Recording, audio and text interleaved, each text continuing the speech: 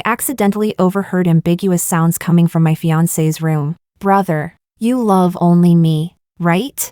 Noah was panting heavily, barely able to contain himself. I only love you. Once she gives birth to the baby, I'll get rid of her. The girl's voice was soft, yet dangerously sinister. Brother, stay in hell with me forever. So, he had already been entangled with his gloomy, quiet adopted sister for years. He was trapped in this forbidden, twisted love and couldn't pull himself out. I curled my lips into a smile and quietly walked away. If they wanted to cling to each other in the dark, then I would make sure Noah got a taste of daylight. If he ever experienced genuine family affection, friendship, and love, if he ever saw the vast world and all its beauty, would he still be content in a damp, shadowy corner?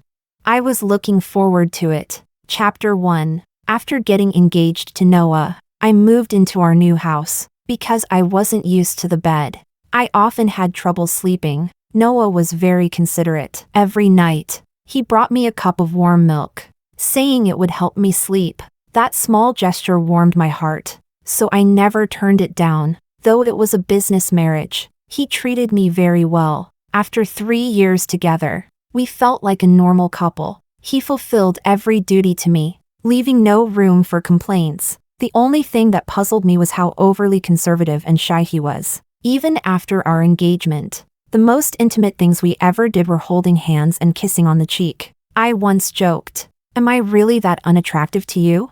In that moment, his face turned red down to his neck, his long lashes trembled slightly, and he didn't even dare to meet my gaze. He said, "Things like that should wait until after marriage. Emily, I'm serious about you."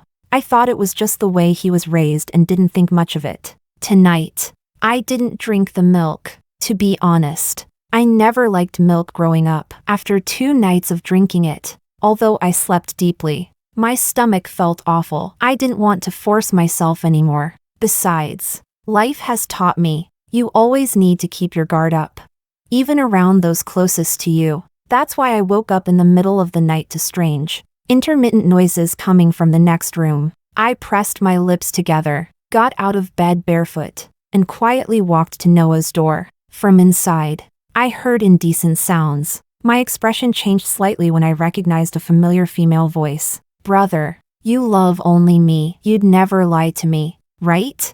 Noah was panting heavily, his voice hoarse from lust. Susan, of course I only love you. We agreed from the start, once she gives birth to the baby, I'll take care of her. I'll never let her be in your way again. I haven't touched her in a long time. Trust me, okay? The girl was pleased. She giggled mischievously. Of course I trust you, brother, but... She suddenly lowered her voice. If you lie to me, we'll die together, okay?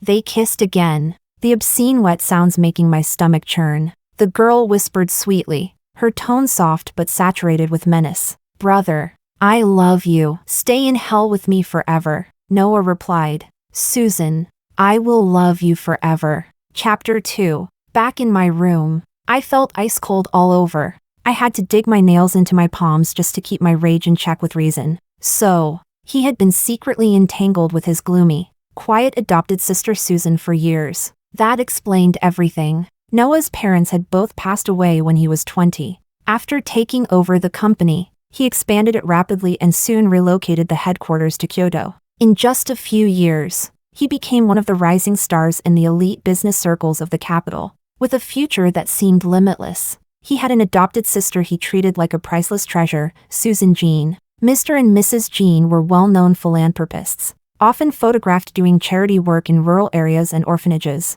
Susan was a child they had adopted from one of those orphanages. At a party, I saw her standing alone in a corner. People in our social circle said she was gloomy, withdrawn, and had the air of someone from a lowly background, not fit to be seen in high society. Privately, everyone looked down on her. I was the one who approached her and started a conversation. After a few chats, she gradually opened up to me. She even played matchmaker between me and Noah. Noah Jean once told me that she had been bullied in high school, which made her shy and reserved. I couldn't help but feel sorry for her and always tried to look out for her. One day, she stared straight at me. Emily, You've been so good to me. That's why I want you to be my sister-in-law. I took it as a joke, but thinking back now, there was no hint of a smile in those frighteningly dark eyes. Later, Noah started pursuing me. Everyone said I had hit the jackpot. After all, he had good looks, came from a solid family, and didn't have the messy private life typical of spoiled rich boys. His parents were gone, so I wouldn't have to deal with any mother-in-law drama after marriage. He seemed too perfect to be real. And of course, there's no such thing as a free miracle in the real world. A setup this elaborate, it was either after my money or my life. Turns out, what they really wanted was my womb. And even that wasn't enough. They wanted my life too.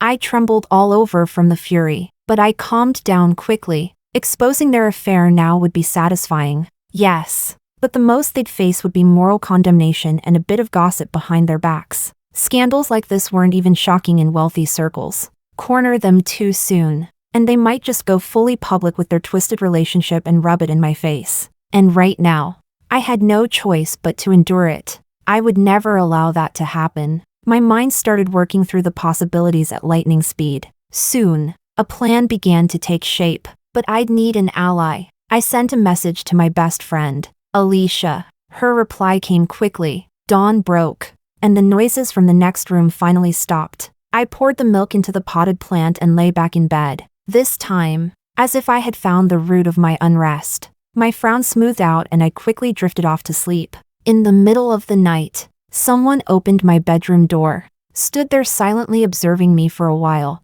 and then left. I curled my lips into a faint smile and slowly turned over. Chapter 3. The next day, I paid a visit to Noah's company. When he saw me, the surprise on his face quickly shifted into delight. He calmly adjusted the collar of his shirt. Emily, what brings you here? I raised the thermos in my hand, a bit shy. Ahem. We're getting married soon, and I've never actually cooked anything for you. I figured you probably already ate, so I just made some soup. Want to try it? He froze for a moment, staring at the bowl of black chicken soup I poured for him, then took it a little clumsily. You didn't have to go through all this trouble. I gave him a playful scolding look. Oh, come on, it's no trouble at all. Besides, I leaned close to his ear and whispered, whatever other men get, you should get too. Noah instinctively pulled back, his eyes lowering as if embarrassed, but I didn't miss that brief flicker of confusion on his face. After he finished the soup, I packed up the utensils. Come home with me for dinner tonight. My parents said it's been too long since they last saw you. Noah only thought for a few seconds before nodding in agreement. He usually didn't refuse things like this. I stayed in his office the entire afternoon, even paid out of pocket to order afternoon tea for his entire staff. The office erupted with cheerful voices. Thank you, boss's fiancé. Noah looked up and, through the blinds, saw me chatting and laughing freely with the assistants and secretaries. A complicated expression flashed across his face. From the conversation I overheard last night, it was clear that Susan's love for Noah was obsessive and twisted. She practically wanted to fuse with him body and soul. This kind of possessive-obsessive lover craves absolute control and exclusive ownership of the one they love. She probably couldn't even tolerate Noah having routine professional interaction with female staff. She might even take drastic measures. To anyone else, everything I did was perfectly normal. But to Noah, these were scenes he'd never experienced before. A seemingly perfect egg, once a single crack appears. Decay isn't far behind, and I had all the patience in the world. Chapter 4. When we got home, my parents and my younger brother Bruno came out to greet us at the door. For once, Noah looked a little out of place. No need to be so formal. My mom frowned in disapproval. What do you mean formal? Your father was so happy to hear you two were coming for dinner. He left work early and peeked out the window 3 times in just a few minutes. My dad glared at her, tough on the outside, soft on the inside, then gave Noah a kind pat on his stiff shoulder. Emily told me you like sweet and sour mandarin fish, so I cooked it myself tonight. See if it reminds you of home. I pretended to pout. So much for marrying into the family. Looks like you've forgotten you had a daughter. My mom burst into laughter. Still jealous at your age? Don't worry. All your favorite dishes are on the table too. Bruno smoothly took my bag. After you, my queen. Everyone around exchanged glances and couldn't help but chuckle. Watching Noah awkwardly surrounded by this warm, lively atmosphere, I curled my lips into a soft smile. These people, no matter what flaws lie beneath the surface, will always play the part of a loving family in front of others. At the dinner table, after taking one bite of the fish, Noah's mood visibly sank. My mom teased him. "Oh dear, is it that bad? Is it so awful you're about to cry?" My dad frowned. "No way. I learned this recipe from a master chef back in City C. It can't be that bad." Noah shook his head lightly, a bit helpless. "Sorry, I just thought of my parents." I lost control of my emotions. I reached under the table and gently held his hand, my expression tender and understanding. "They'd be happy to see you like this. From now on, we're your family." My parents, seeing this, looked at us with loving approval. "That's right. Stop calling us Mr. and Mrs., we're family now. Come on, let's hear you say Dad." Emotion flickered in Noah's eyes. Though his expression was stiff, he still followed along. My dad was so happy. He opened a bottle of his rarest wine. Bruno complained, "Dad, I've been begging you to open that one for ages, but you only do it for my future brother-in-law? Get lost, you little brat. You've stolen so much of my good liquor already. I haven't even settled that with you yet." Laughter and warmth filled the dining room. It was a picture of harmony. After dinner, my dad pulled Noah aside to play chess. I sat with my mom to watch a drama I had very carefully selected in advance. In the episode, a scheming woman pushed the male lead's grandmother down the stairs in a fit of rage because she disapproved of their relationship, then staged it to look like an accident. The male lead had no idea what really happened. As expected, my mom couldn't stand it and shouted at the screen, "That woman is evil, and that man, how blind and stupid can you be? That grandmother raised him since he was a baby. He doesn't even bother to investigate?" I added helplessly, "Maybe he did notice something, but he was too in love to dig any deeper." She got even angrier. "If he's really that kind of grandson, his grandma wouldn't rest in peace even in her grave." Then she turned to my brother, "Bruno, if you ever bring home a woman like that, I'll break your damn legs." Bruno raised his hands. "I wouldn't dare. I'll marry whoever you choose. Mom, matchmaker and family approval only. All right?" Humph, that's more like it. No one noticed how stiff Noah's back had become. His hand hovered over a chess piece, unable to make a move. The smile on his face had drained of all color. I knew then. I had guessed right. Chapter 5. If what Noah said was true, that his family was traditional and conservative, then how could Mr. and Mrs. Jean have possibly tolerated him being with his adopted sister? Especially considering that Susan was just an orphan with average academic performance, offering no advantages or resources to support his future. Their first reaction would have been fierce disapproval, wouldn't it? According to media reports, Mr. Jean died of a heart attack, and not long after, Mrs. Jean left a suicide note and jumped off a building. Everyone praised their undying love, claiming they couldn't bear to live without each other. But was that really the truth? How many people born into wealthy families would actually commit suicide for love?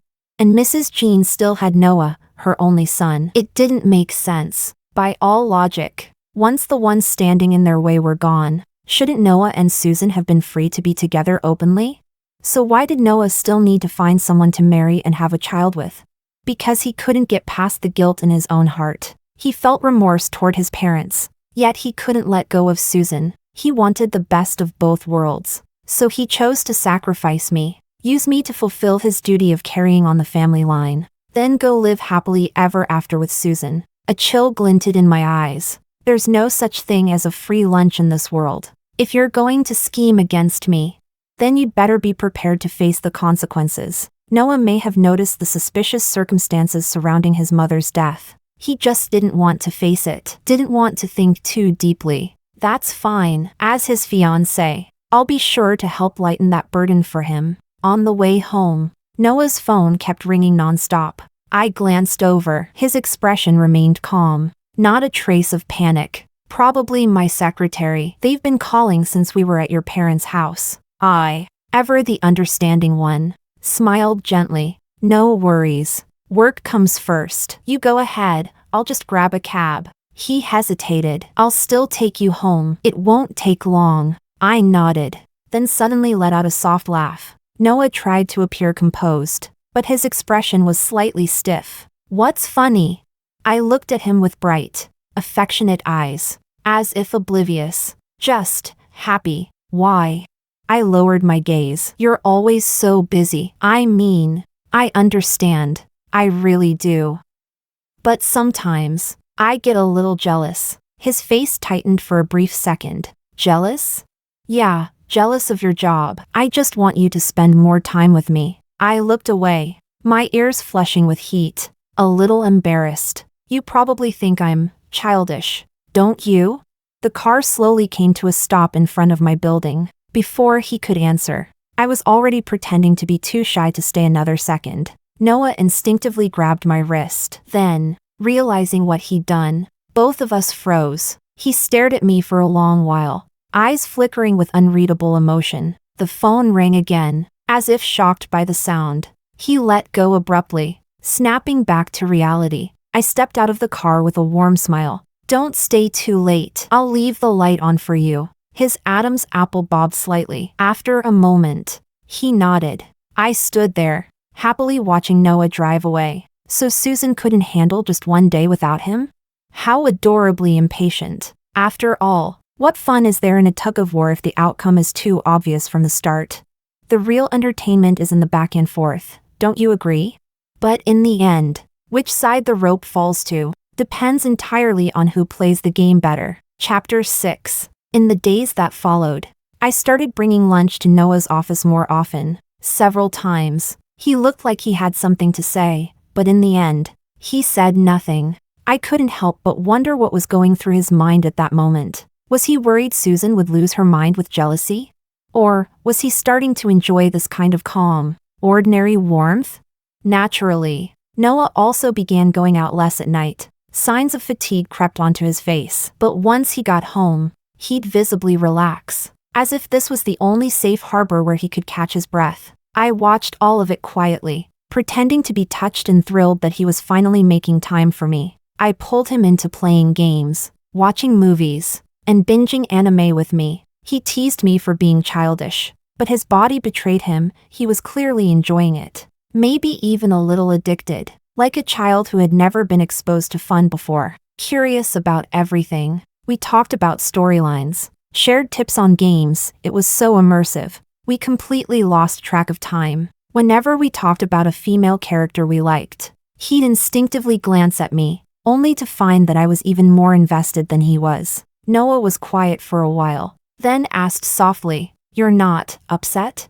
I looked at him, confused. Why would I be? Liking an attractive character is totally normal. It just means it's a well-written role. Besides, everyone has their own hobbies. No one has the right to control that. He stared at me blankly, speechless for a long time. I sighed and gently took his hand. Come on now, we're going to be the closest people in each other's lives. Whatever you like. I'll try it with you. Sound good?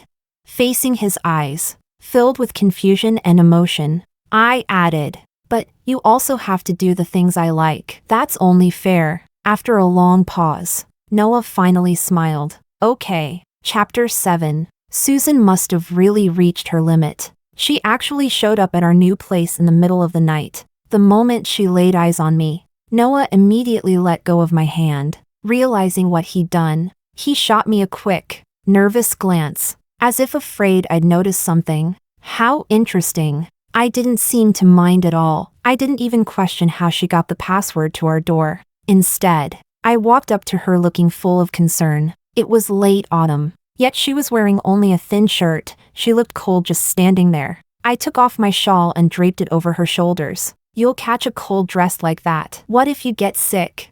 The moment I touched her, Susan suddenly shoved me away. I let out a startled cry and fell to the floor, my knee slamming into the coffee table, already red and swollen. Susan stared at me with a blank expression, but deep in her eyes, there was a twisted kind of hatred. From the corner of my eye, I saw Noah rushing toward me in a panic. Emily, are you okay? I shook my head. In front of Susan, he lifted me into his arms and carried me to the couch. For just a second, the stabbing glare behind me felt like it could pierce right through my skin. I acted completely unaware, still full of concern as I looked at Noah. She didn't mean it. Don't scold her. Susan couldn't stand it, not even for a moment, when Noah's attention wasn't on her. She spoke softly, brother. I'm scared. Noah froze, his back going rigid. He instinctively turned to look at me. I, like a docile clay doll, showed no trace of temper, still gentle, still understanding. It's all right. She must have something on her mind to come this late. You two should talk. Noah glanced at my swollen knee. A flicker of guilt crossed his eyes, but it vanished quickly as he looked away. Like he couldn't bear to meet my gaze again, he grabbed Susan by the wrist and led her out. I'll go buy some medicine. Wait for me here. I smiled and nodded. Okay. Chapter 8. A strange sensation on my knee stirred me from sleep. I slowly opened my eyes to see Noah applying ointment to the swelling. I rubbed my eyes and asked gently, with concern in my voice, "Is Susan okay?" Noah gave a quiet nod. She had a nightmare about the bullying she experienced before. It triggered her. She asked me to apologize on her behalf. I'm sorry, Emily. I shook my head. How could this be her fault? She's a victim too. We really should be more attentive to Susan going forward. Noah's hand paused for a brief moment, but he didn't look up, which meant he couldn't see the sarcastic curve playing at the corner of my lips. These two really were a perfect match, both so skilled at flipping truth into lies. When it comes to uncovering the truth, it only gets easier each time. After some effort, I finally found a record of an incident from their high school days. There was a girl named Luna who had a crush on Noah. She was cheerful and lively. Unlike the other girls who wrote him love letters, she took the initiative to talk to him whenever she could. But just before the college entrance exams, Luna suddenly dropped out of school. Rumors spread that she had been jealous of Susan and had bullied her constantly until the Jean family intervened and held her accountable. But the reality? The one who was covered in bruises, the one whose face had been disfigured, was Luna. And that wasn't the only interesting thing I found. Noah, I said casually, I had a dream just now about your mother. She said she wanted to see me. How about we go back to City C to visit them?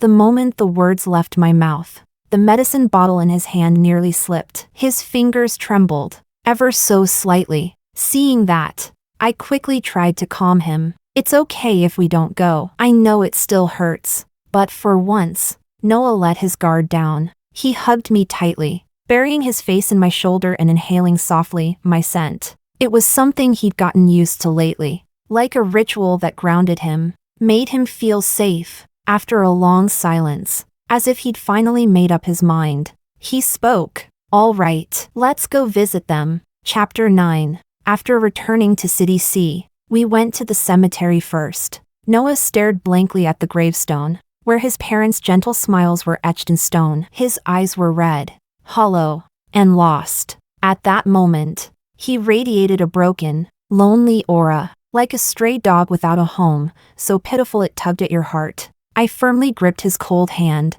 letting my warmth seep into him. Mr. and Mrs. Jean, don't worry, I'll take good care of Noah. Only then did Noah come back to himself, his expression a mix of helplessness and amusement. I'm the man. I should be the one taking care of you. Says who?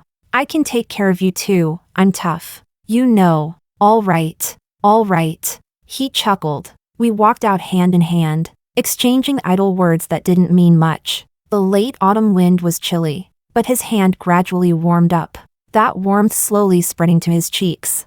We also visited his high school. On a whim, I pestered him into putting on a school uniform so we could relive our youth. Noah was visibly uncomfortable, stiff and too embarrassed to lift his head in front of others. I wrapped my arm boldly around his neck. Look at the camera. Click. The shutter froze us in time, two people bathed in sunlight, captured in a moment of beauty. Noah stared at the photo for a long time, a faint flicker of melancholy flashing through his eyes. He murmured under his breath, almost to himself, if only we'd met sooner. I smiled brightly. It's not too late now. Everything is unfolding just the way fate intended.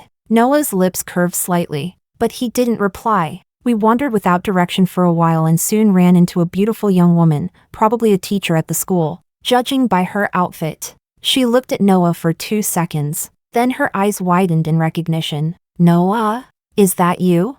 Noah took a moment, but then clearly remembered her. He smiled and greeted her. Class rep. Long time no see. Noticing our hands clasped together, she teased him playfully. Is this your girlfriend? We exchanged a glance. He smiled with obvious affection. Her name is Emily. She's my fiancé. The teacher blinked in surprise for a second, then laughed kindly. I always thought you'd die alone. Back then, so many girls wrote you love letters, and you didn't respond to any of them. Some of your replies were downright brutal. None of us dared approach you after that. Noah froze. He frowned instinctively. I never replied to anyone. The teacher's eyes widened. That's impossible. So many girls got responses. It was your handwriting, don't you remember? Seeing the confusion on Noah's face, she pulled out her phone from her pocket with a sigh. I was one of the girls who had a crush on you back then. How could I not recognize your handwriting? Here, look. He hesitantly took the phone, but as he read, his expression darkened. Something clicked in his mind, his entire body stiffened. As if he'd been struck by lightning, the blood drained from his face. I maintained my smile as I calmly observed his reaction. He's realizing it now, isn't he? If those replies weren't written by him, then who wrote them? And if handwriting can be forged, then what about his mother's suicide note? The teacher waved her hand in front of his face. What are you spacing out for?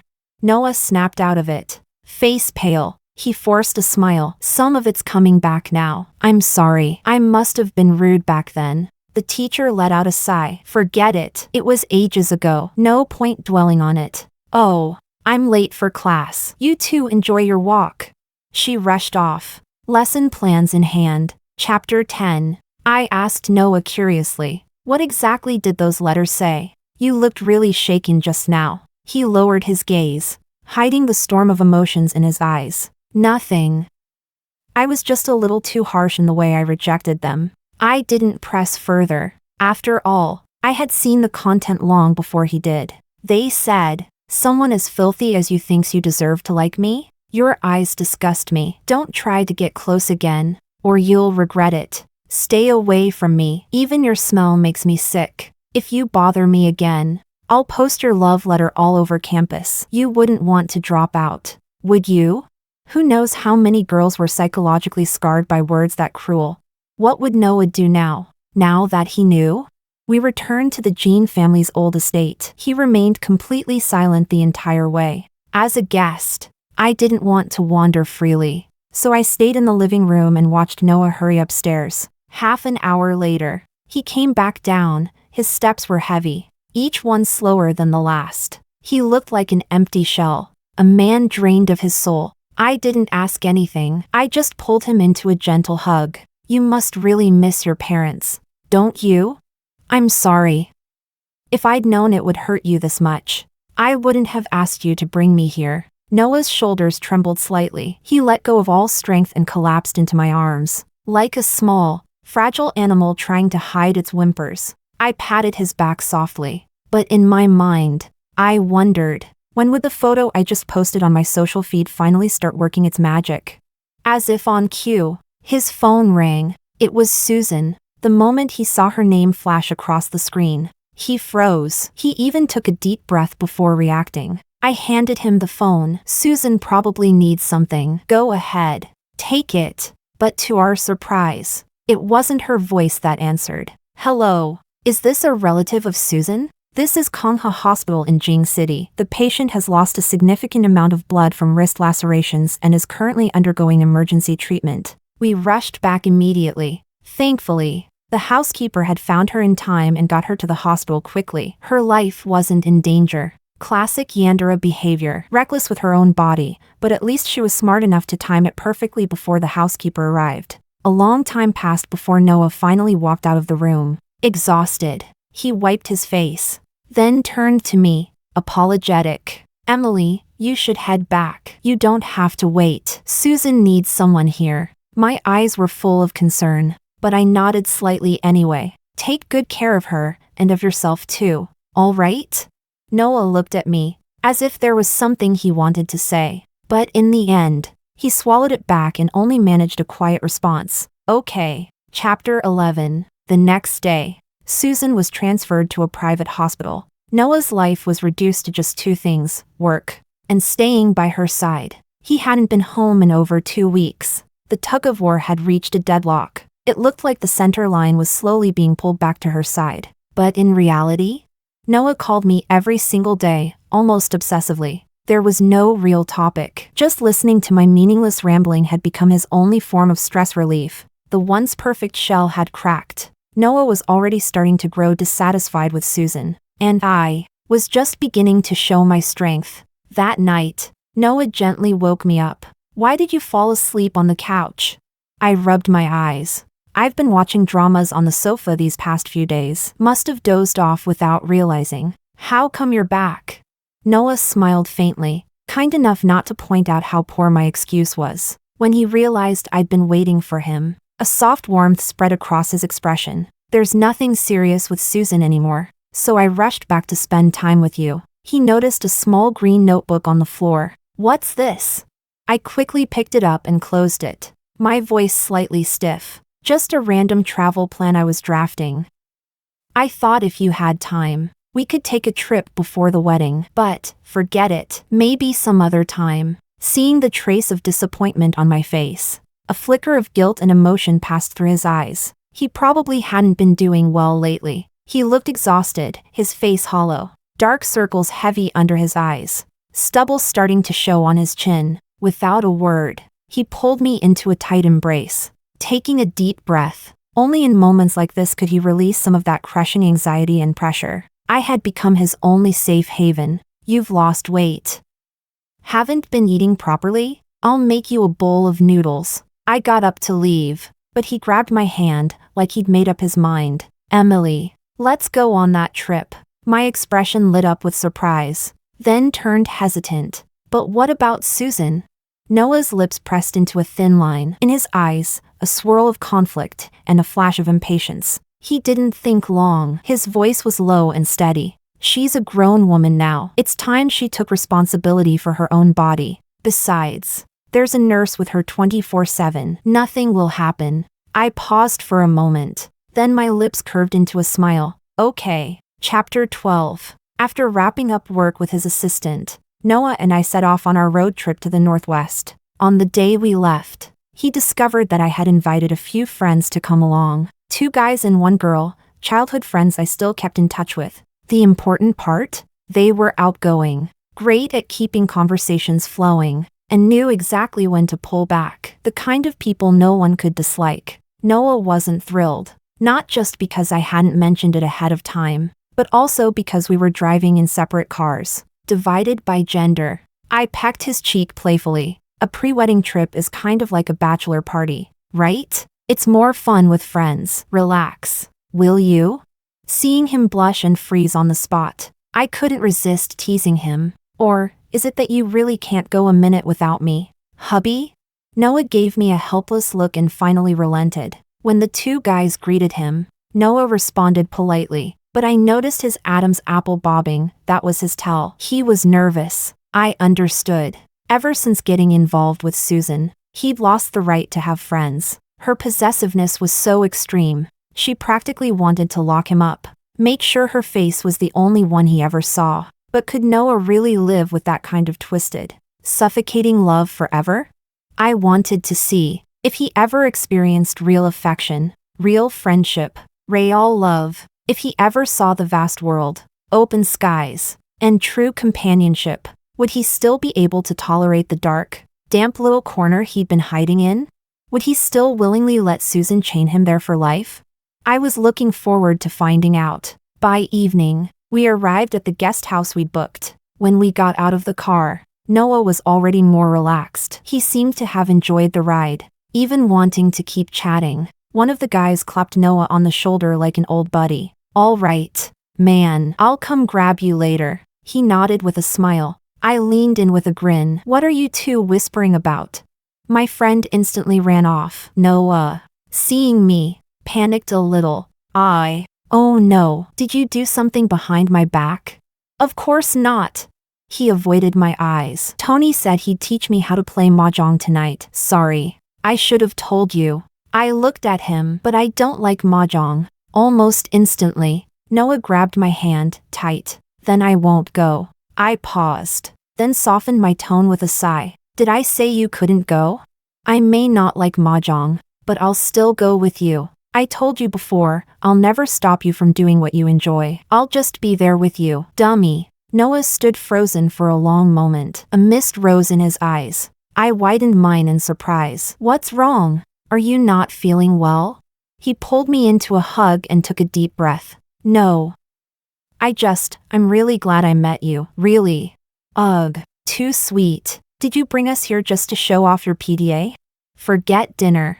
I'm full already. A few of our friends watched from a distance, grumbling dramatically. Noah and I exchanged a glance, then both burst out laughing. He was smart and learned mahjong quickly. We ended up playing until 2 in the morning before heading to our rooms. By then, the two guys had completely bonded with him. What the hell? How's your brain wired? Teach me. Man, it's not that impressive. He replied modestly. They walked ahead, chatting loudly. I didn't even need to see his face to know how happy he looked, completely at ease. It was beautiful. And of course, I didn't forget to snap a few photos and post them to my social feed for the record. Less than a minute later, Noah's phone rang. He hung up without hesitation and set his phone to silent. Chapter 13. Once we reached the northwest, we took our time, stopping along the way, exploring freely. We saw majestic snow-capped mountains and rode camels across the vast, endless desert. On our final night before heading home, we joined a local bonfire party at the foot of the Altai Mountains. The orange-red glow flickered on Noah's dazed face. To him, this trip must have felt like stepping into a fairy tale. For a brief moment, he had crawled out of the dark, sticky swamp and into the sunlight, his lungs filled with crisp air, saturated with the scent of nature. Around him danced lively villagers, friends, and the woman he loved. A perfectly ordinary scene. Yet to him, it was like stepping into another world. They say on a land this vast, there's no room for narrow, possessive love. I wondered, what was he thinking at this moment? Someone suggested playing Truth or Dare, a cliché game. Sure, but no one refused. Noah could see what our friends were trying to do. He let out a helpless chuckle, but I noticed a glimmer of emotion in his eyes. Tony, the most outgoing in our group, took charge of the energy. When the bottle pointed at Noah, Tony's eyes lit up mischievously. Noah, Truth or Dare? Given how embarrassing the dares had been so far, Noah answered without hesitation. Truth. Tony grinned. All right. Then, who's the person you love most in your life? Everyone laughed, anticipating drama. Only I noticed how Noah's face changed. Clearly, he was remembering his promise to Susan. For a moment, he had no idea how to respond. Even the others picked up on the shift in atmosphere and began to quiet down. I stepped forward and playfully scolded them. Hey, are you guys bullying my husband or what? Obviously, the person we love most in life is our parents. What are you trying to do, start a fight between us? Everyone laughed it off, waving their hands. All right, we surrender. Sorry. No, let's skip that one. Noah stared at me, dazed. The complicated emotions in his eyes slowly melted away, replaced by something warmer, a shimmering, overflowing kind of love. He put his arm around my shoulder and spoke gently. No, my parents once told me, your life partner, the one you choose to spend forever with, should come first in your heart. So, my wife Emily will be my one and only true love in this life. Amid the applause and teasing from our friends, I shyly lowered my head, just in time to catch the glowing incoming call notification beneath Noah's jacket. I curled my lips into a knowing smile. Looks like the person on the other end was starting to lose control. Chapter 14. On the final stretch home, I spotted a familiar vehicle in the rearview mirror. Behind the wheel was Susan. Beside her sat another familiar face. Noah, focused on the road, didn't notice a thing, and I didn't remind him either. But it made me wonder, had Susan installed a tracker in his car or on his phone, monitoring his every move, every second? If so, she really had way too much time on her hands. Once we arrived home, I made sure to fake a sudden dry heave right where Susan could see it. Noah immediately rushed to support me, full of concern. What's wrong? I clutched my stomach. Probably just the exhaustion from traveling. My body's a little off. But from Susan's point of view, what she saw was me bowing my head, blushing, shy. To her, the scene looked like a sweet couple, about to welcome a new life. A picture-perfect moment of bliss. But in Susan's eyes, it was the cruelest joke. It meant Noah had completely broken his promise. Her twisted jealousy and hatred finally crushed what little reason she had left. By the time we realized what was happening, she was already driving straight at us, her face contorted with rage. At the last moment, I shoved Noah out of the way. To the sound of a woman's horrified scream in Noah's bloodless face, I collapsed, unconscious, or so they thought. Of course, it was all an act. Susan's car crashed into Noah's, the edge only just grazing my coat, while Noah was still frozen in shock.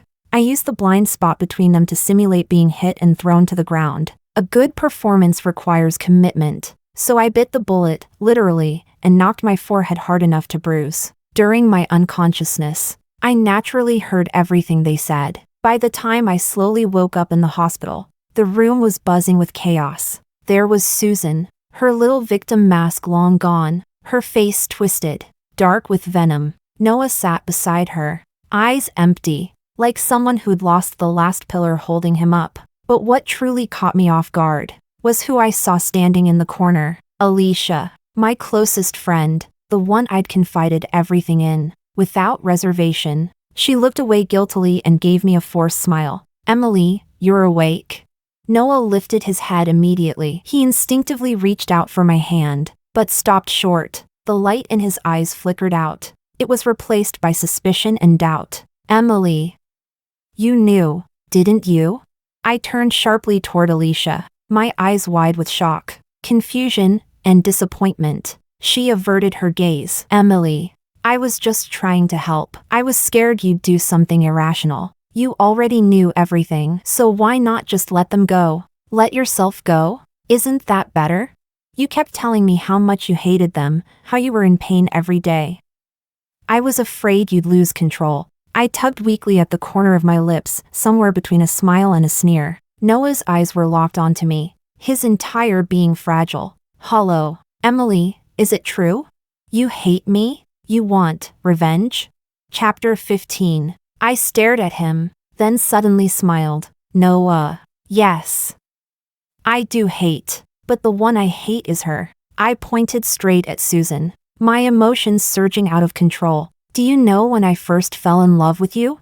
Years ago, I visited City C. I passed by your school and saw a boy kneeling on the ground, gently cradling a kitten whose leg had been crushed under a car. He took off his school jacket and wrapped the poor thing in it. The sunlight caught in his eyes, filled with worry and kindness. He looked so beautiful, like an angel out of a story. I could never forget that face. And when I saw you again years later, I believed it was fate. The day you confessed to me, do you know how happy I was?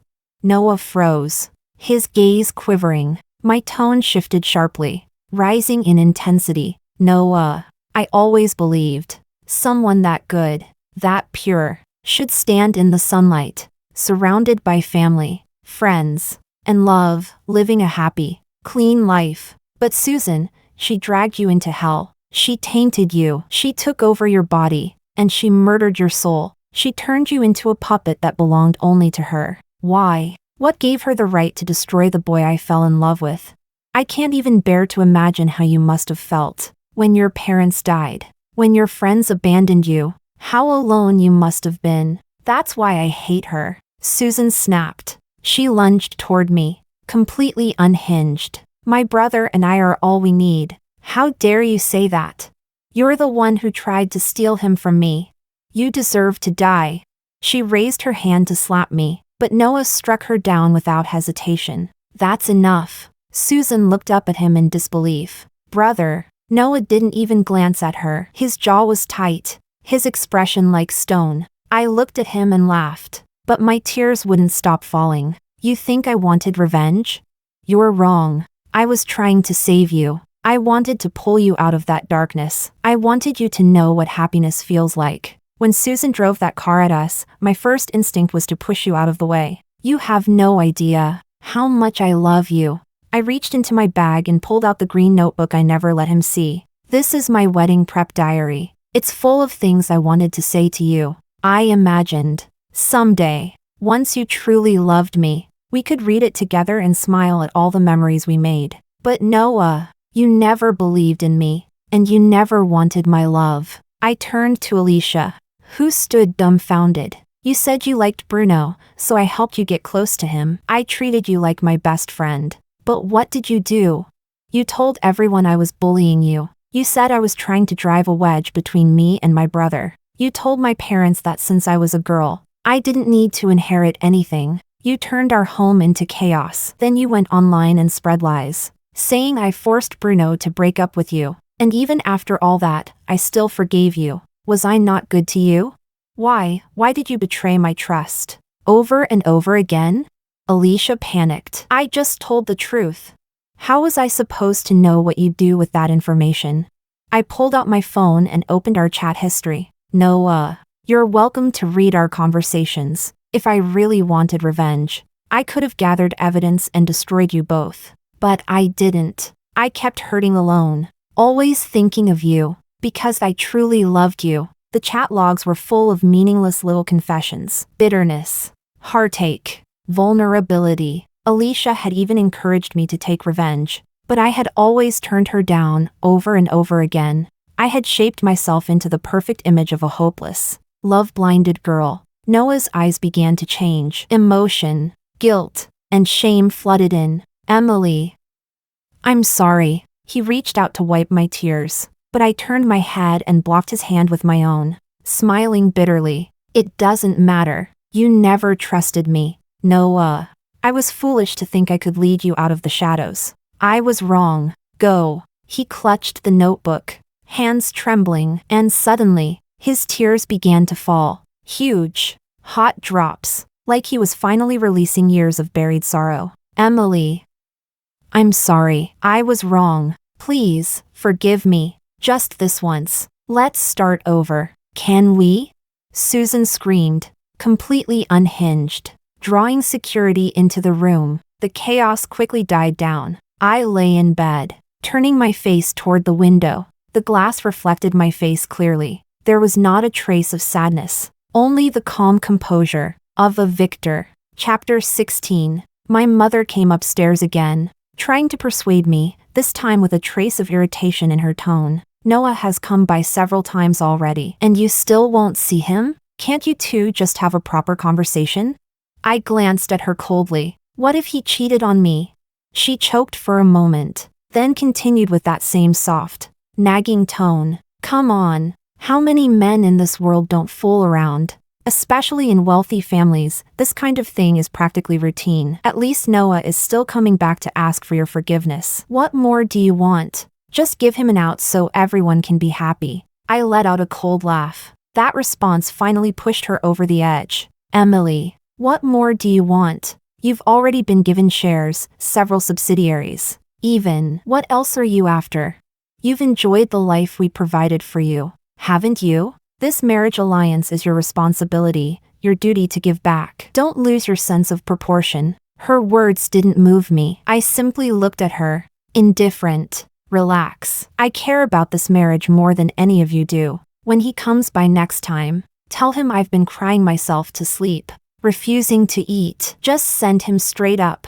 She froze for a second, then left, muttering under her breath. I watched her retreating back and smirked. Let's hope she keeps the same forgiving attitude when she finds out my dad has been cheating on her for years. A few years ago, I was still naive enough to believe I was truly surrounded by love. A wealthy family, loving parents, a peaceful bond between siblings. So I worked hard. I wanted to join the family company and ease my father's burden, but he always brushed me off with excuses, saying I just needed to stay home and be their little princess. It was Alicia who tore through the glittering wrapper and exposed the rotting lies inside. My younger brother, the one who always admired and respected me, got drunk one night and arrogantly declared that I'd never inherit a cent of the family estate. And once the facade shattered, the parents who once doted on me flipped instantly. A girl doesn't need to join the company, they said. Just marry well. So that was my worth. In one night, everyone I trusted, everyone I loved, betrayed me.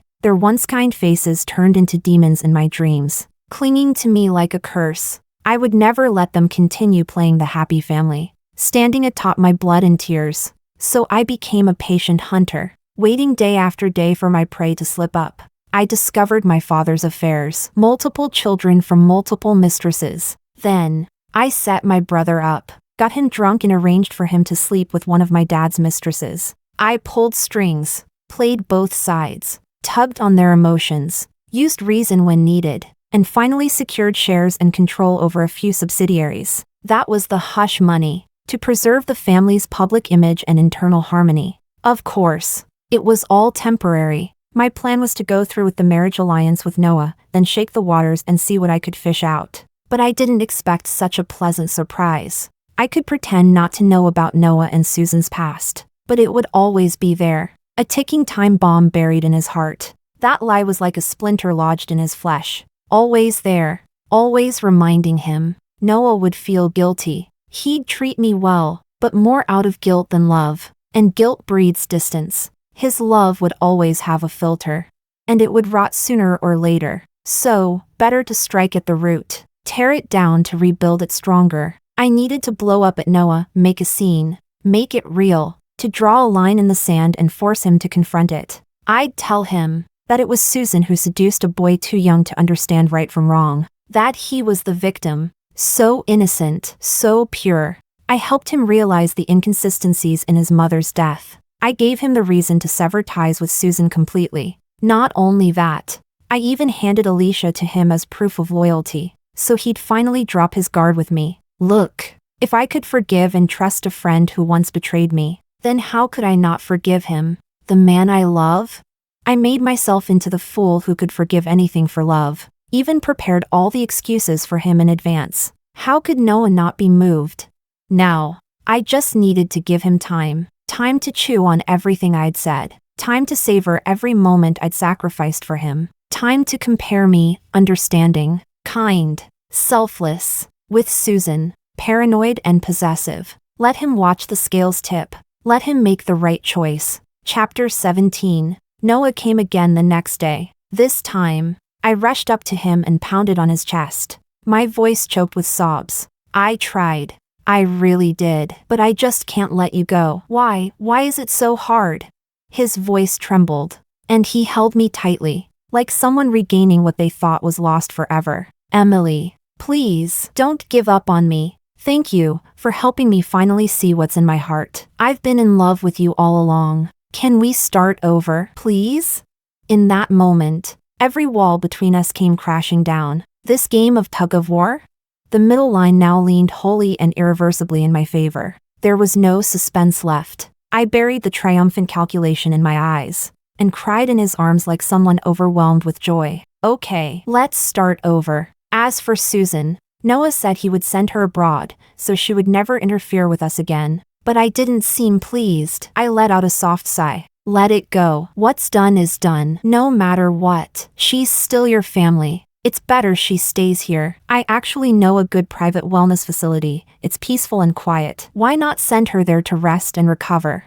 Noah visibly relaxed, then reached out and pinched my cheek playfully. You're just too kind. I simply smiled in silence. After finalizing the arrangements for Susan's stay, the private nurse walked us out. Don't worry. You too. I'll take good care of Miss Jean. Noah remained polite, nodding slightly. Thank you. My smile was gentle, lips softly curved. He'd never guess that standing before him right now was the very girl Susan once tormented and disfigured, the one they'd forced out of school. Luna, the whole story about falling for him after watching him save a kitten? That wasn't mine. That was her story. After all, I'd never been to Sea City before. There was nothing about him that ever struck me as particularly remarkable. As for Susan, I could already imagine what her days would look like now. I nodded slightly in her direction and left with Noah. Very soon, Noah and I got our marriage certificate, without a prenuptial agreement. On the way to the registration office, I asked him the question myself. Noah, are you really sure about this? As expected, the slight hesitation on his face vanished instantly. He looked straight into my eyes. Emily, This is my promise to you. I'll love you forever." I was so moved. I nearly burst into tears. He pulled me into his arms, helpless and tender. "Don't cry, your eyes will be puffy for the photo later." I couldn't help myself. I whispered, "I love you, husband." Noah froze for a second. Then his entire expression softened like melting snow. "I love you too, wife." How beautiful. I'd never realized how sweet that word could sound until now. Chapter 18. 2 months later, we held a grand outdoor wedding. By strange coincidence, what had been a bright blue sky was now suddenly covered in thick clouds. As if a storm was about to break, the officiant had to speed things up, and we finally reached the vow exchange. He turned to Noah with a warm smile. "Do you, as her husband, promise to love her, respect her, protect her, and stay by her side for the rest of your life?" Noah's eyes shimmered with a soft smile. He opened his mouth to speak when chaos exploded. "I don't. My brother can only belong to me." Gasps and commotion rippled through the crowd. Noah's face instantly turned ashen. I turned my head toward the source of the voice. Susan. She was thin as paper, as if the wind might blow her away at any second. Her lips were cracked, and her exposed arms were covered in dense bruises. She looked so frail. It was a miracle she was even standing. Then, the giant screen at the wedding flickered and changed. Noah turned, stunned, as the images began to roll. Photo after photo of him and Susan, intimately close. Below the stage, Susan stared up at the screen, a sick, obsessive love glowing on her face. "You promised me, remember? You said you'd love me forever. You broke your promise." Noah could hear the murmurs spreading through the crowd, and see the disappointment in my eyes. With a furious, contorted face, he lunged and grabbed Susan by the throat. "You insane freak, what the hell do you think you're doing?" Susan choked under the pressure, but her pitch-black eyes remained eerily calm. She even started laughing, wildly. "Brother," she rasped. "I told you, if you ever lied to me, we'd die together." Noah's eyes flew wide in horror. He tried to shove her away, but it was too late. A knife sank directly into his heart. Bright red blood splattered across Susan's pale face. She smiled through it, but a single tear fell from the corner of her eye. "Don't be afraid, brother. I'll be right behind you." And then, with no hesitation, she slashed her own throat. Screams erupted. The guests ran in all directions. The officiant grabbed me, dragging me away from those two lunatics. And at that exact moment, the long brewing rain finally began to fall. I came back to myself with a jolt. My scream tore from my lungs as I gathered my wide wedding dress and stumbled toward the fallen bodies. Noah still had one breath left. He tried to raise his blood-soaked hand, and I held it tightly, from where no one else could see. I leaned in close and whispered in his ear, "Now, you two can be together forever in hell. Happy?" Terror climbed into his wide eyes. His hand trembled violently as he tried to push me away. But he couldn't. Powerless in my arms, his pupils slowly lost focus, and Noah watched, moment by moment, as death swallowed him whole. Moments later, I walked slowly to the center of the stage. I picked up my blood-stained bouquet, lifted my chin, and smiled, a perfect smile. This, I dedicate to my total, flawless victory. Story 2. The year when my boyfriend was at his poorest. I suggested we break up. Later, after he achieved success and fame, he used every means to marry me. Everyone said that I was his first love, his most cherished wife. But later, every night he brought home different women, breaking my heart and turning me into a laughingstock among our circles. I didn't cry or make a fuss. I quietly lived in the study, never interfering with his affairs. He was furious, kissing me harshly, and asked in a low voice, "Aren't you jealous?" He didn't know I was sick. While he was busy exacting his revenge every day, I was silently counting down the days I had left. Chapter 1. In the 3rd year of my marriage to Simon, he began to keep a young and beautiful college student. The girl's name was Zoe. She looked innocent and cute, exactly Simon's type. Simon had been keeping her for over half a year. Aside from me, she was the woman who stayed with Simon the longest. Friends warned me to be careful. They all said that Simon seemed to have real feelings for Zoe. The first time I saw Zoe was on my birthday. I had a nosebleed in the morning and went to the hospital for a checkup. The doctor said I would probably only live until next spring. I nodded lightly and said softly, "It's okay. I wasn't afraid of death, but I did fear the pain." I heard there was a very expensive medication that could make my remaining days more comfortable. The money in my bank card wasn't enough, so I went to Simon's office to find him. I happened to see Zoe there. She had just graduated and was working as Simon's secretary. Simon was in a meeting, so I sat outside to wait. Zoe kept staring at me and whispered to her colleagues, "So she's the boss's wife? She's so ugly, all shriveled up. Looks like she's about to die. You all say I look like her. Where do I look like her? I'm much prettier." The shiny glass reflected my image, plain and makeup-free, wearing a bulky down jacket. I indeed didn't look good and, truth be told, was about to die. A colleague pulled Zoe aside, whispering, "It's just because she's not dressed up. If she put on makeup, 10 of you couldn't compare to her. And besides, don't provoke her just because the boss favors you. Don't you know how much the boss loves her? If you upset her, be careful or the boss might destroy you." Chapter 2. Hearing how much Simon loved me, Zoe pouted defiantly and rolled her eyes. She brought me a cup of tea and asked softly, "Sister Miranda, how could the boss bear to make you wait so long? How strange. Before, every time I came to find him, no matter how busy he was, he would always come to accompany me first. He said that I was the most important. I thought he was just as considerate with other women too." She smiled sweetly, her eyes curving, reminding me of myself when I was younger. I thought for a moment, indeed,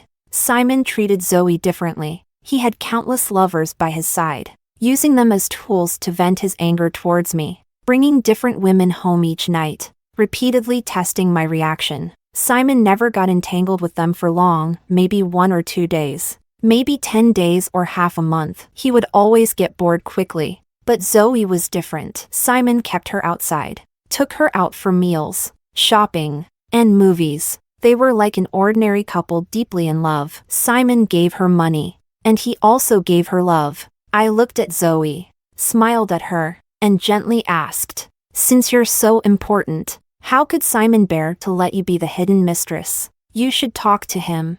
Ask him to divorce me sooner and marry you." Zoe's expression instantly changed. She became furious, lowering her voice to curse at me. "The one who isn't loved is the mistress. You're the one who's unnecessary. You only got here before me by a few years, but now you're old and ugly. What do you have to compete with me?" Perhaps her colleague was worried I'd get upset and hurried over to pull her arm, trying to take her away. Actually, I didn't mind. I had long since told myself not to get angry or feel sad for Simon, and certainly not to compete with other women over him. He wasn't worth it. Chapter 3. Zoe was pulled by someone, lost her balance, and fell to the ground, shattering the teacup she held. Her hand was deeply cut, and blood spilled all over the floor. Through the glass wall of the meeting room, Simon saw Zoe injured. Everyone watched as he dropped the documents in his hands, pushed open the door, and walked over,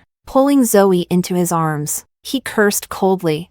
Who the hell hurt her? The well-meaning colleague stepped back 2 steps, her face turning pale with fright. I sneered. It was me, and she deserved it. Zoe glared at me through her tears, shouting loudly, "Yes, I deserved it. Who told me to fall in love with someone I shouldn't have? Everyone calls me a mistress, a lover. But Simon, as long as you love me too, I'll stay by your side forever. No one can separate me from you." She cried so adorably, and even saying something so absurd. She seemed brave and determined. Simon was amused by her. He raised his hand to wipe away her tears, coaxing her, "Be good. You look like a little crying kitten." He really treated her differently. I lowered my eyes, no longer interested in watching. I only said to Simon, "For my birthday this year, I want 500,000. It's funny, we are husband and wife, yet we don't even have each other's contact information, except when I need money. I never reach out to him. Before we got married, we made an agreement. He wanted me, and I wanted his money. Simon always hated me for being a gold digger. But in the past, as long as I asked, no matter how much, he would always give it to me, and more, except for this time. He looked at me with a cold smile, and slowly said, "You want money? Fine, but, Miranda, first lower that noble head of yours and apologize to Zoe." Simon wanted to buy my dignity for $2 million, to buy an apology for Zoe. This was the first time he used money to humiliate me for the sake of another woman.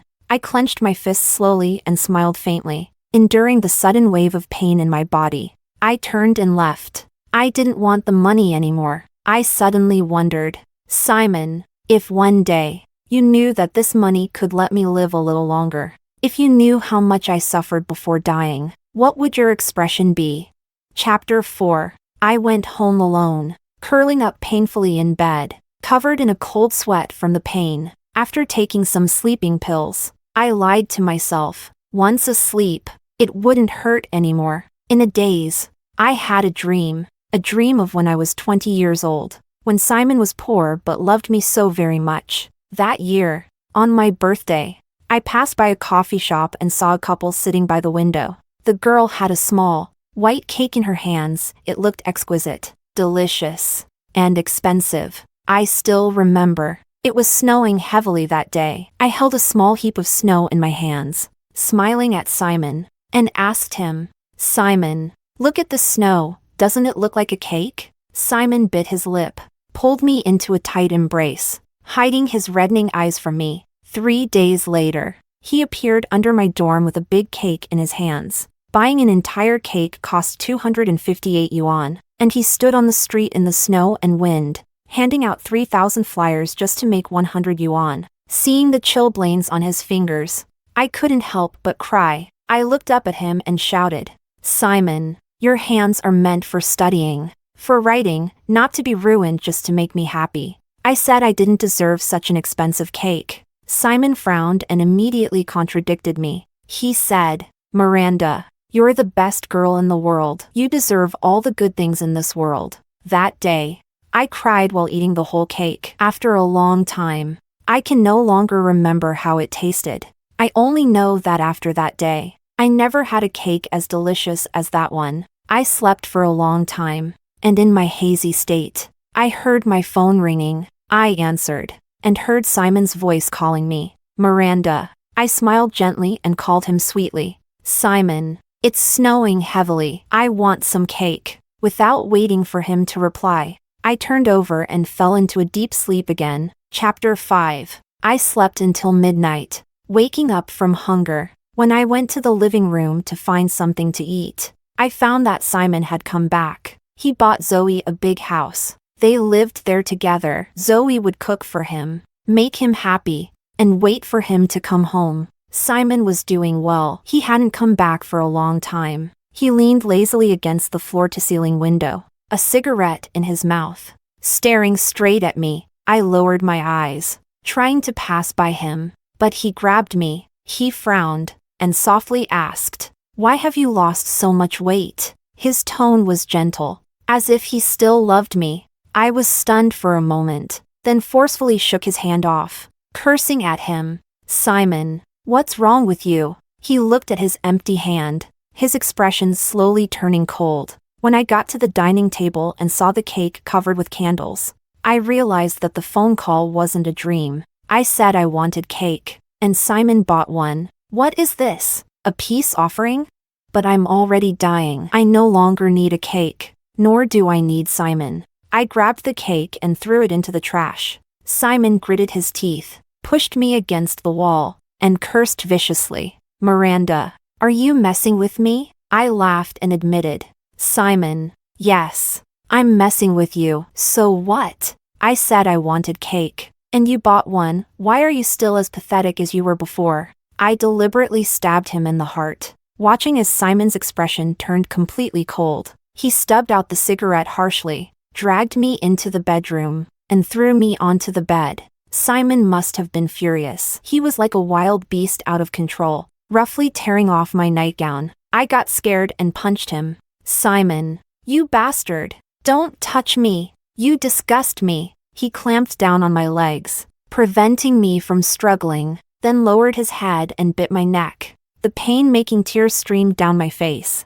He cursed into my ear. Miranda, would it kill you to just give in for once? Do you even know how long I've been waiting for you to come and comfort me? Do you know how happy I was when you said you wanted cake? And then you went ahead and made a fool out of me? He raised his head, staring at me with bloodshot eyes. I held back my tears, glaring back at him. In the dimly lit room, neither of us spoke, neither willing to admit defeat first. Simon leaned down, getting closer and closer, almost about to kiss my lips, when suddenly, his phone rang. It was Zoe calling. Simon paused, then answered it. I heard Zoe crying, asking him, Simon, are you really leaving me for Miranda? You clearly like me. I'm at a bar now. I've had a lot to drink, and there's a man harassing me. I'm so scared. Please, come pick me up and take me home, okay? Simon didn't say anything. He just stared at me,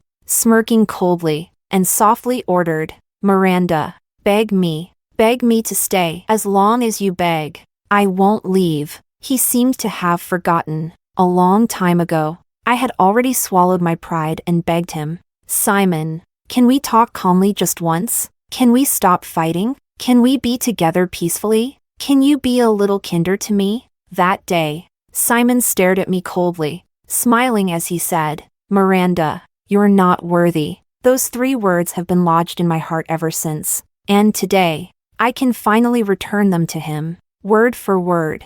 I grabbed his collar, and said slowly, Simon, you're not worthy. Simon was silent for a moment, then suddenly laughed at himself. He put the phone to his ear and said to Zoe, I'll come pick you up. Without looking at me again, he got up and slammed the door behind him as he left. Chapter 6. The next day, photos of Simon getting into a fight with another man over Zoe spread throughout our social circles. It was the first time his affairs with another woman had become public knowledge. There were a few reporters at the door when I went out. They surrounded me, bombarding me with questions. Simon's company had grown rapidly in recent years, and he held considerable power in the Beijing circle. He was young, wealthy, and handsome, and was quite popular online, frequently trending. A girl asked me, Madam, do you have any comments about your husband and Zoe? I kept walking forward without looking back, responding sarcastically.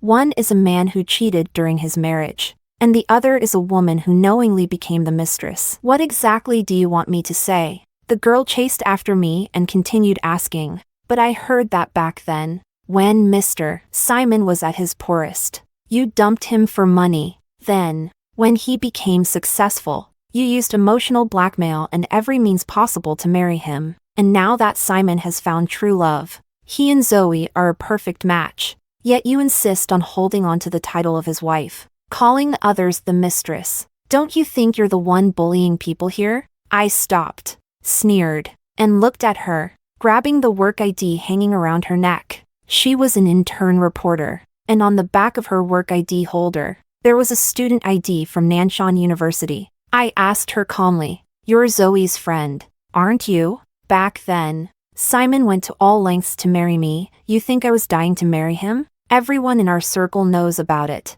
But you don't? Or are you here to slander me just to help your friend become the official wife? Her expression changed. She panicked and snatched back her work ID, defensively saying, Yes, I am her friend, but I am also a journalist. What I say is objective and fair. If you really didn't want to marry Simon, then now that he loves someone else, why not divorce him? I smiled, just about to respond when I suddenly started having a nosebleed, looking rather disheveled. Someone laughed at me, saying, You say you don't care, that you were forced to marry Simon, but now you're so worked up you're bleeding from your nose? I stretched out my fingers and wiped the blood from my lips. I said calmly, I'm not worked up.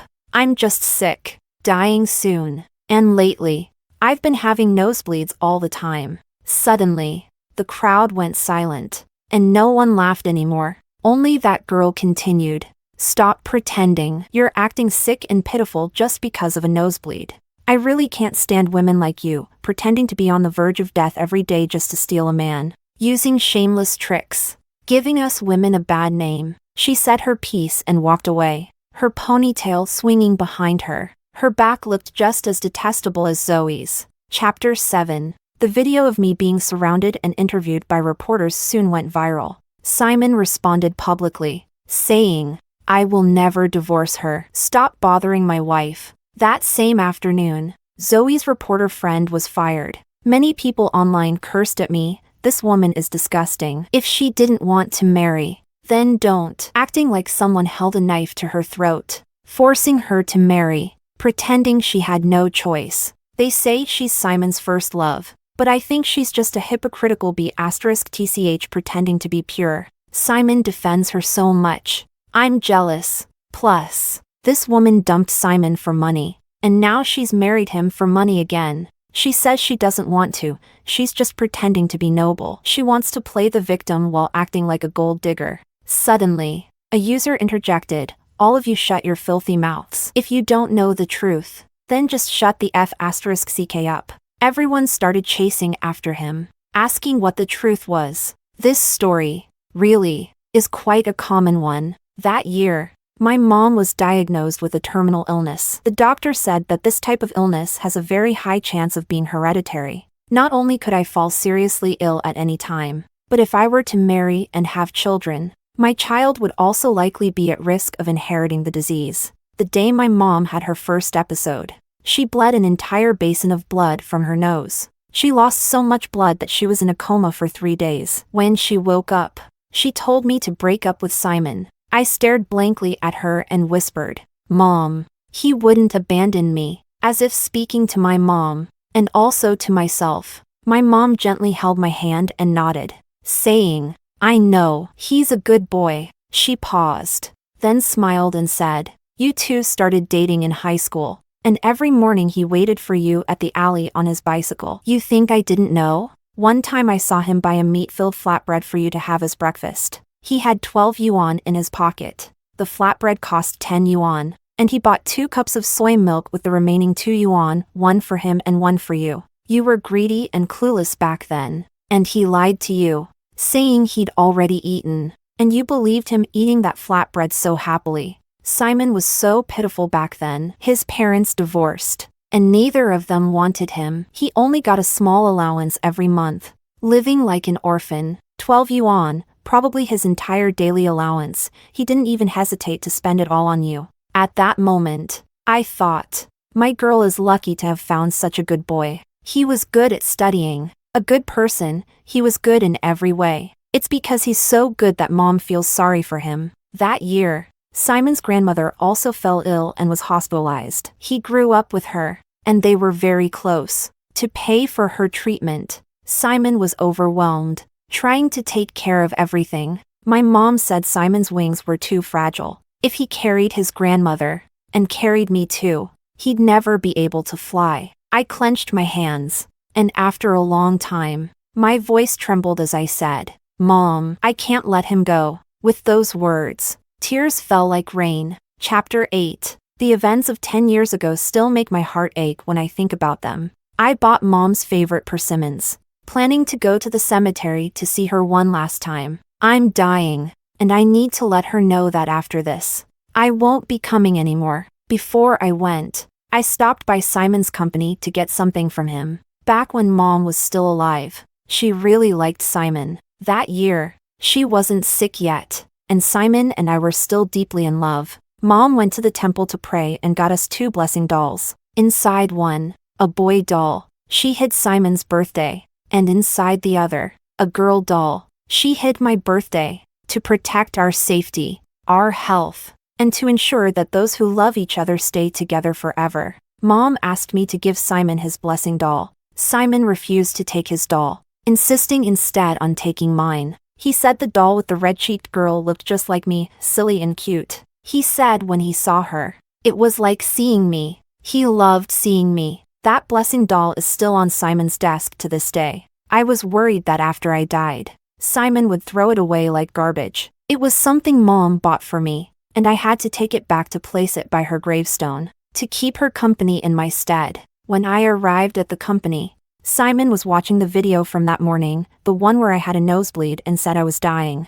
When he saw me, he threw his phone aside. Without saying anything or asking any questions, I looked at his desk, and the place where the blessing doll had originally been was now empty. I frowned and asked him, "Where's my blessing doll?" Chapter 9. Zoe followed me over and, hearing me asking for something, smiled sweetly and said, "A few days ago, I accidentally hurt my hand, and Simon felt so sorry for me. He said he couldn't bear to see me hurt, so he gave me that blessing doll. He also said that the doll looked a lot like me, silly, but he likes it a lot." Sister Miranda, do you think he's lying?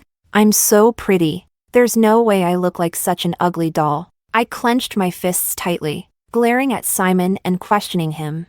How dare you give my things to someone else? That was a blessing my mom got for me. How dare you give it away? He smiled, his expression infuriating as he said, "That blessing doll was yours? Sorry. I forgot. I thought it was just some worthless thing." Before he could finish, I picked up the ashtray on the table and hurled it at him. Simon didn't dodge. The crystal ashtray hit his forehead, drawing blood. Zoe screamed, cursing at me. "Are you crazy? Hitting someone over a stupid doll?" She turned and ran out, quickly returning with my blessing doll in her hand. She threw the doll at me, yelling, "Here's your stupid thing back. A worthless piece of junk that no one cares about. You think I want it? Stop going crazy. Take your stuff and get out." The porcelain blessing doll fell to the ground, shattering into pieces. I saw my name and my birthday broken into many parts, just like my life, probably beyond repair. Suddenly, I felt that I really might die, but I don't want to die yet. I haven't seen my mom. I'm afraid that if she doesn't see me, she'll keep waiting for me. My head buzzed, and I raised my hand and slapped Zoe, screaming like a madwoman. "That was my mother's thing. I care. I do care." Before I could finish, tears started falling. I reached out to grab Zoe, but Simon caught my wrist, stopping me. My eyes felt hot, and I stared at him, crying and then laughing through my tears. I cursed at him. "You know I'm dying, and you still bully me. Simon, you're truly a piece of sh*t." He wiped away my tears and shot back. "First it was the cake, then you're dying, Miranda. Do you think it's fun to play with me like this? There's no point in crying for me. I won't care for you anymore." Before he could finish, a drop of blood suddenly fell, landing on the back of his hand. I had another nosebleed, and this time it was even worse than before. My legs went weak, and the pain made it impossible for me to stand. I collapsed. Simon caught me, shouting, "Call an ambulance." He was powerless, forced to watch as more and more of my blood flowed, staining his white shirt red. Chapter 10. I was in a daze, hearing Simon crying, asking over and over again, "Why won't the bleeding stop? Please, stop bleeding. Miranda, please, don't scare me." I smelled the antiseptic from the hospital. I heard the doctor speaking to Simon. She could have lived until next spring, or maybe even longer, but she said she didn't have money, so she stopped treatment. Now her condition is out of control. "There's no point in continuing treatment," Simon retorted. "So you're telling me my wife is about to die?" Before the doctor could respond, he raised his voice, shouting angrily, "I want my wife to live. If you can treat her, then do it. If not, get lost and find someone who can." That day, Simon almost tore the hospital room apart. He called in countless expert teams, saying that no matter how much it cost, he wanted me to live. But with terminal illnesses, money isn't enough to cure them. Simon was stubborn, refusing to listen to anything. He wanted to take me out of the hospital and bring me abroad for treatment. He had money and power, and no one dared to stop him when he made a scene at the hospital. Until my best friend, Lily, showed up with my living will. A long time ago, I had it notarized, entrusting her with all my decisions. I said that if one day I ended up bedridden, unable to move, eat, or drink, then let me go. Don't make me suffer any longer. She knew I feared pain the most. Lily slapped Simon across the face, pointing at his nose as she cursed. "You have money, where the hell were you earlier? Acting all powerful now. Simon, it's too late. It's too late."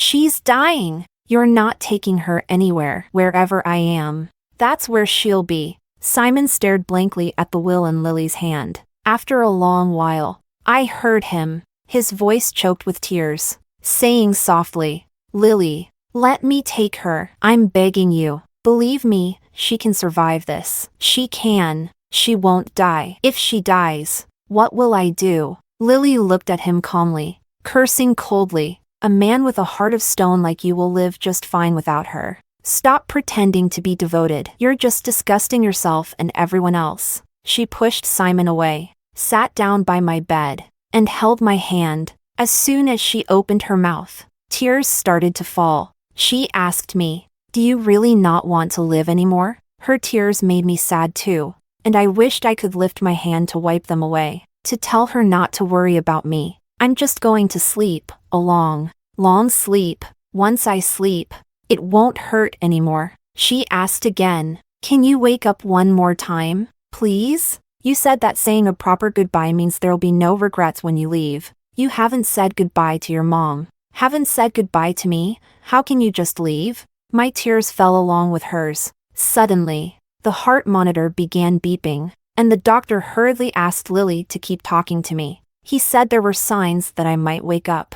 That day, Lily held my hand, not even daring to drink water, talking to me the whole time. She cried, then laughed, alternating between them. It was quite terrifying. I originally thought I might as well die, but with her going on like that, it felt inappropriate not to wake up to comfort her. I fought against my broken body, and finally, in the middle of the night, I opened my eyes. Chapter 11. For more than half a month after I woke up, Lily stayed by my side without leaving even once. She took care of me obsessively, feeding me, accompanying me to the bathroom, almost to the point of wanting to help me take off my pants. I felt anxious, wanting to get better soon. If this continued, Lily would end up going crazy. When she wasn't in the room, I tried going to the bathroom by myself, without anyone supporting me. I found that I could walk just fine, but after using the bathroom, my legs suddenly gave out as I was coming out. I fell to the ground,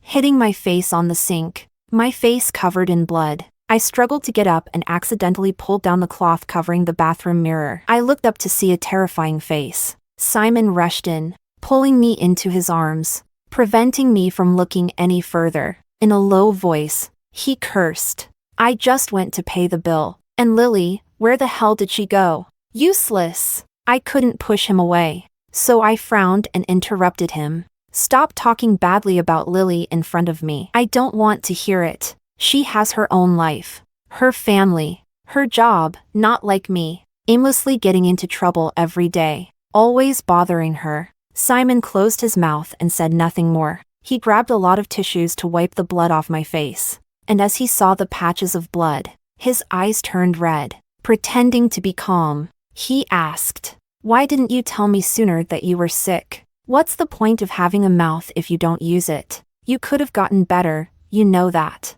"Miranda, why did you have to be so stubborn and end up like this?" I said calmly, "Because I don't need you. I don't need your care, and I don't need your company. So whether you knew I was sick or not, it doesn't matter to me." In truth, I never deliberately kept my illness from Simon. My medical report was right there on the table, easy for anyone to see, but he never glanced at it. During those days when I gradually grew thinner, Zoe appeared by his side. That girl was younger, prettier, more likable than I was. Simon stayed out all night for her, night after night, so he never saw me fall to the ground countless times, in agonizing pain, crying as I called the doctor in fear, begging for help.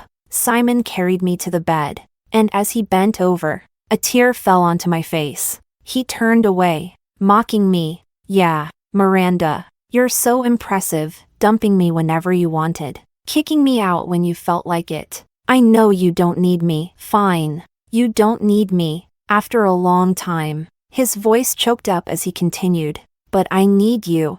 I didn't respond, closing my eyes, pretending to be asleep. Chapter 12. Simon still doesn't know why I broke up with him back then. On the day he became successful and came back for me, saying he wanted to marry me and take me home, I originally intended to tell him everything. I owed him a proper explanation.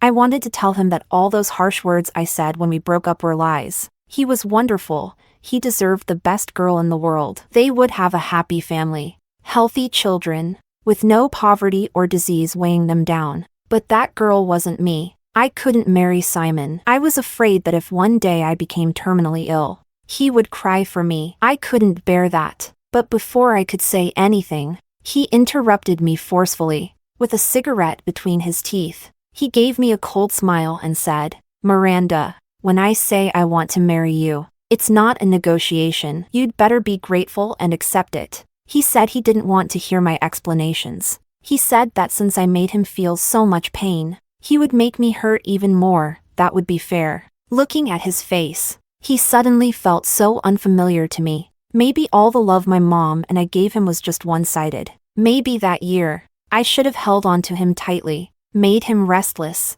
burdened by the weight of poverty. I used to be so foolish that even I pitied myself. So I didn't say anything. I just said I wouldn't marry him, and we should part on good terms. Simon threatened me. I heard that Lily used to work in a club, accompanying guests for drinks, right? She's pretty lucky to have found herself a decent boyfriend. What do you think if that guy found out Lily used to be a hostess? Would he still want her? I was trembling with anger. I slapped Simon across the face, calling him a bastard. He pressed his tongue against his cheek, smiling as he grabbed my chin, saying, "Miranda, to get back at you, I can do even worse things. If you don't believe me, you can try." Simon was ruthless. I didn't dare try. I was afraid of ruining the good life Lily had fought so hard for.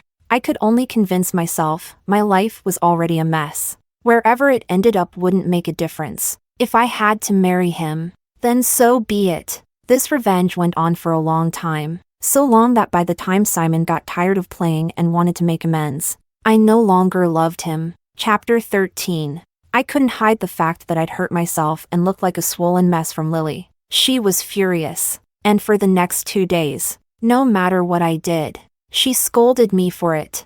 I cried after she scolded me, hiding under the covers and shouting, "You're so good at scolding people, always bullying me. If you're so capable, take me to see my mom. You definitely wouldn't out-argue her." Lily stayed silent for a long time. After a while, she gently patted my hair, comforting me. "Once you're better, I'll take you to see your mom, okay?" I knew she was lying, and I knew that I wouldn't get better, but I didn't want her to worry, so I smiled and nodded, saying, "Okay." I started trying even harder to recover, taking lots of medicine, getting injections until my arms were bruised all over, but I didn't complain about the pain anymore. Simon watched from the side, gritting his teeth as he slammed the door and left. At night, I heard him arguing with Lily. "Miranda wants to see her mom. Don't you understand that? What's wrong with letting her go just once?" Lily cursed at him. "I think you're just hoping she dies sooner. You bastard, you think she's been alive too long, getting in the way of your mistress taking over. Is that it?" I wiped away my tears in secret, hating myself. Living had turned me into a burden, making things so hard for Lily. Chapter 14. I stopped insisting on going to see my mom, but my spirits slowly started to fade. I began to sleep more, staying awake less and less. I thought, it's time to say a proper goodbye to Lily. Maybe it was my last burst of energy, but over the next few days, though my body hurt more, I felt mentally sharper. Maybe it was because she heard I was recovering well. Zoe couldn't sit still any longer. When Simon wasn't around, she came to the hospital to see me. The moment Lily saw her, she cursed. "We don't allow sluts and dogs here. You better leave right now, or I'll beat you so bad even your mom won't recognize you." But Zoe was different this time. She suddenly knelt by my bed, crying as she begged me, "Sister Miranda, I'm pregnant with Simon's child. You're dying soon. I beg you to be a good person just once and give my child's father back to me." She was 3 months pregnant, and I had been sick for 3 months. So Simon, while telling me he needed me, turned around and was losing himself in pleasure with another woman. Of course, what did he need with a dying woman?